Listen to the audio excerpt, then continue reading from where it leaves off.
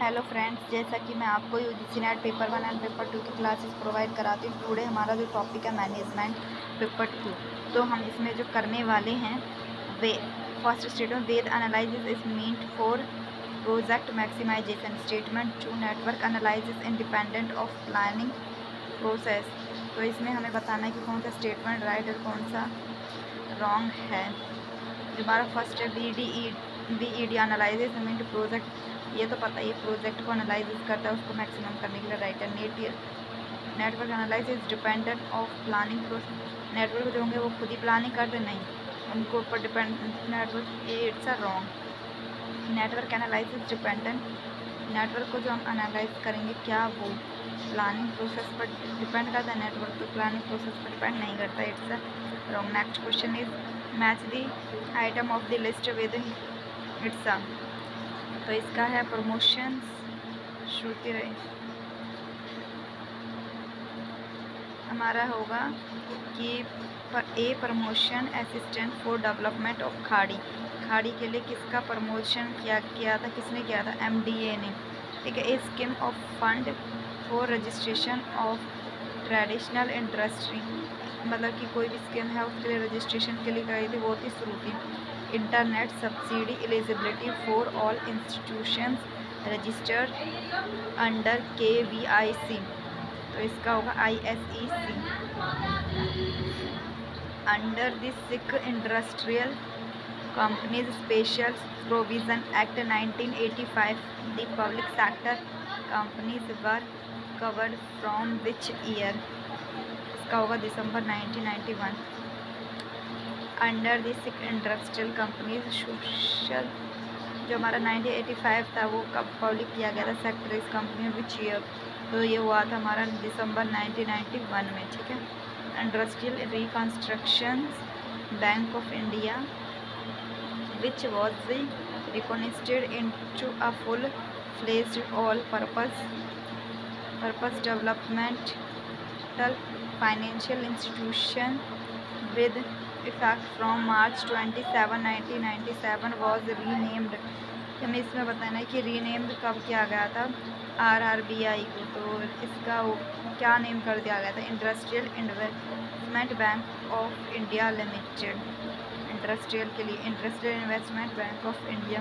The industrial investment bank of India is a government of India owned financial investment institution।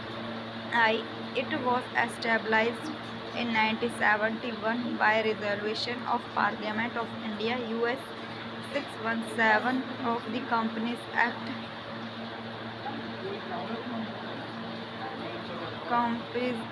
The bank was headquartered at Kolkata and has presence in New Delhi, Mumbai, Chennai, Bangalore, Ahmedabad and Guwahati।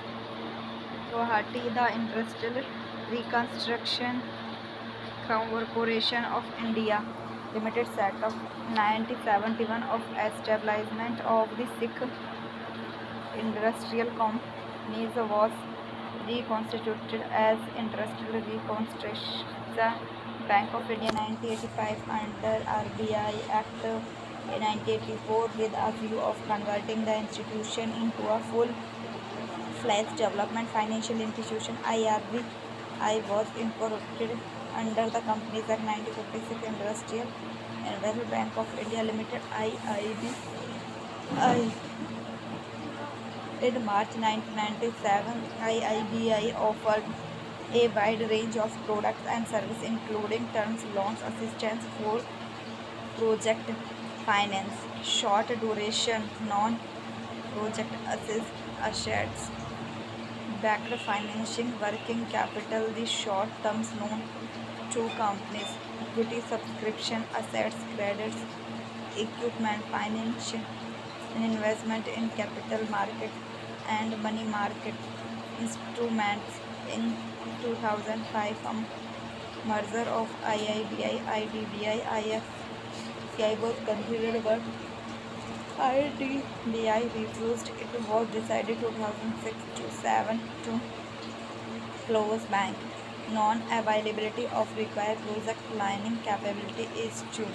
क्या में non अवेलेटिव repair project के जो planning करते हैं वो क्या होते हैं, पुअर एंटरप्रेन्योरियल मैनेजमेंट। ठीक है।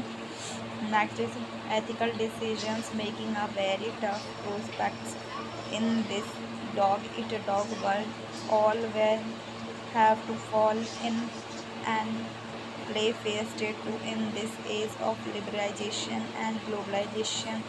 The old dirty games and ethical conduct will no longer be accepted. तो इसमें क्या होगा कि हमारे दोनों ही बिल्कुल ही करेक्ट है। जो हमारा प्रोस्पेक्टस होता है डॉग ईट डॉग वर्ल्ड में खाते he will fall in and play statement के लिए लाइब्रेजेशन ग्लोबलाइजेशन होता है, ओल्ड डर्टी गेम्स होते हैं वो। ठीक है। नेक्स्ट है the three basis principles of business ethics are show by which one of the following. इसमें से हमें 3 एथिक्स बताने, बेसिक प्रिंसिपल्स बताने हैं और एथिक्स बताने, तो वो हमारा कौन सा हुआ। फर्स्ट यूटिलाइजेशन, जब सोशल कमिटमेंट एंड रेपुटेशन, ये नहीं होगा। Utilitarian society reputation and justice, ये रॉन्ग है। Utilization principle of right and principle of justice, ये हमारा राइट है। Principle of right, principle of justice and social commitment,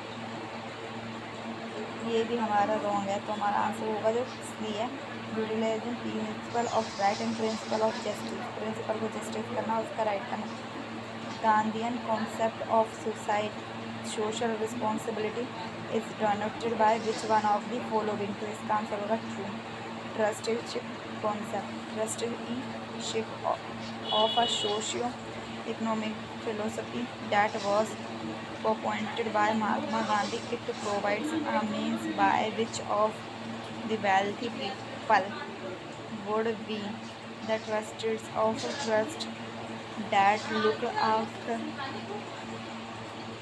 the welfare of people in general. This concept was commented by socialists as being in favor of landlords, federal princes, and the capitalist, opposed to socialist theory. CII Committee on Corporate Governance with SEBI as the custodian of investors' constitution on 7th May 1999 is known by which one of the following। CII जो हमारा corporation है उसके बारे में बताना है। ठीक है लोइंग, तो इसका आंसर होगा हमारा कुमार मंगलम बिरला कमेटी। कौन सी CI कमेटी में कॉरपोरेट किया गया था, कॉन्स्टिट्यूट 7 मई को, जो हमें किसके नाम से जानी जाती है, Kumar Mangalam Birla committee.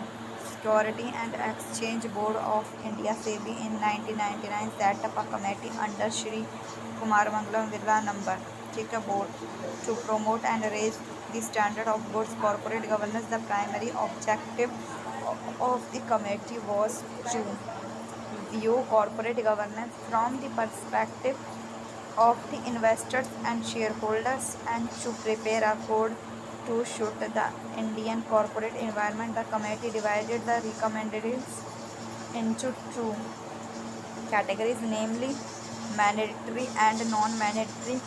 The recommendations, which are absolutely essential for corporate governance, can be defined with precision and which can be enforced through the amendment of the agreement, are classified as mandatory, other which are either desirable or which may require change of law, be classified as non-mandatory. Which one of the following denotes good choices of ethical decision making? तो हमें good ethical changing के लिए हमें बताना है जिनमें से कौन सा ठीक है। First is that take choice seriously, good decision are both ethical and effective, डिसिप्लिनमेंटल एंड डिसिप्लिन, ये राइट। एथिकल एक्शन लोगों तो क्या रहेगा, डिसिप्लिन एंड डिसिप्लिन, डिसिप्लिन होता है, ये बिल्कुल राइट ऑप्शन है। स्टेजेस ऑफ सोशल वेलफेयर में जाओगे तो ये ज़्यादा ठीक नहीं है।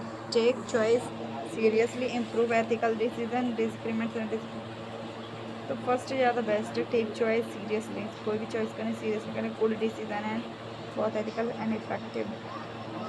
तो आज का हमारा जो है एक कंप्लीट हो गया है। नेक्स्ट दिया start now.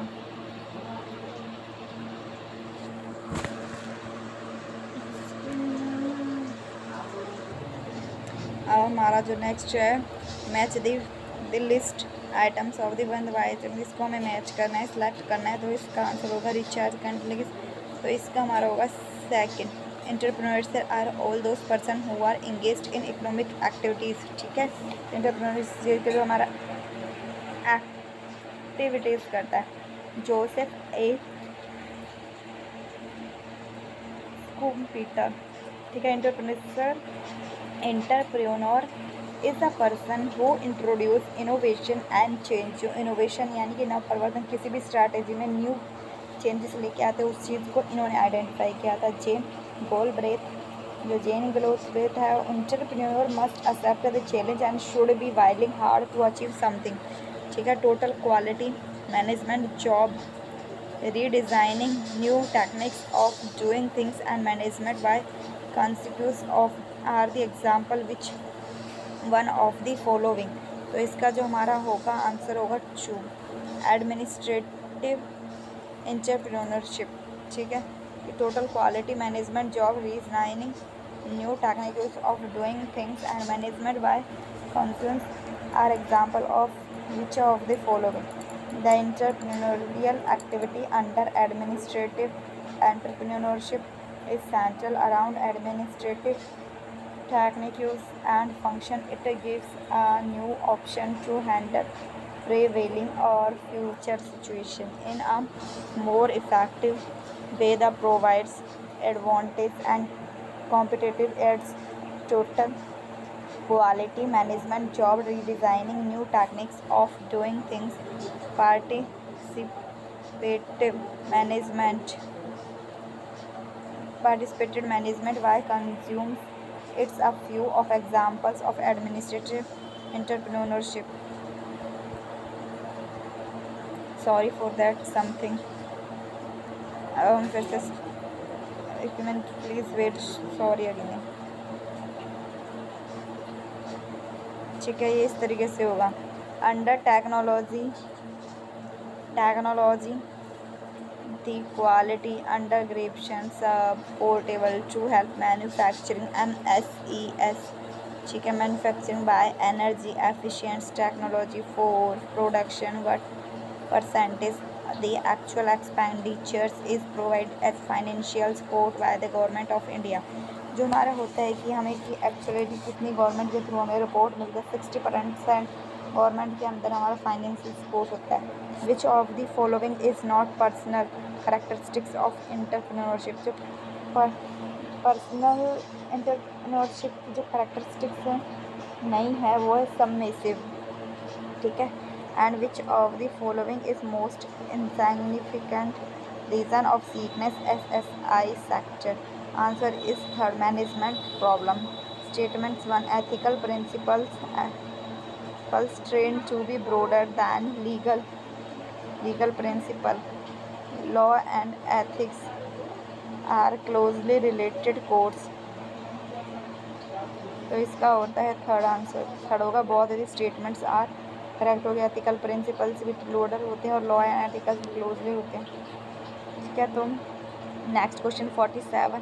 The statement states shall adhere to protect and improve the environment and to safeguard the forest and wildlife to the country. Reasoning the directive principles of state policy of the Indian Constitution command the state to ensure protection and improvement of environment and to save the forest and wildlife।